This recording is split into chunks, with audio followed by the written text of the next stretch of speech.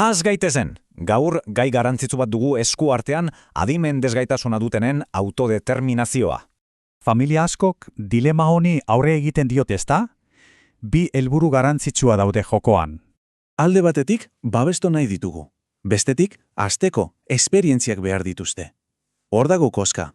Izan ere, gehiegi babesteak ezinbesteko trebetasunak eta konfiantza garatzea galaratzea deiezakeike. Orduan, zein da irten bidea? Kontzeptu indartsu bat, autodeterminazioa. Zer da baina? Labur esanda, zure bizitzaren gidaritza hartzeko gaitasuna eta askatasuna izatea da. Adituek diotenez, zure bizitza zuzentzeko behar dituzun trebetasunak dira, hain zuzen. Baina kontuz, hau ez da pertsona bere hartan ustea. Trebetasun batzuk garatzea da kontua.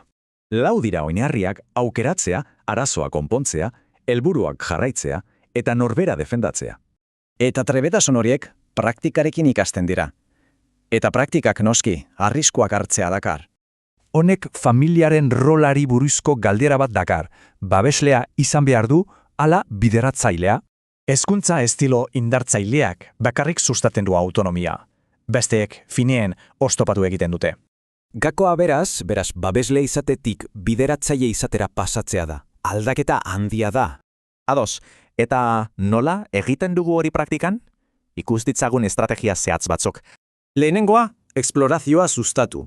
Animatu mundua ezagutzera. Aukera berriak irudikatzera. Bigarrena, utzi arazoak konpontzen. Erronka txikiak bereak izan daitezela, eta lagundu aukerak aztertzen.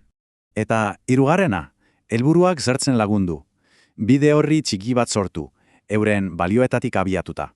Gogoratu beti, aukerari gabe ez dago trebetasunak garatzeko modurik, ezinbestekoa da.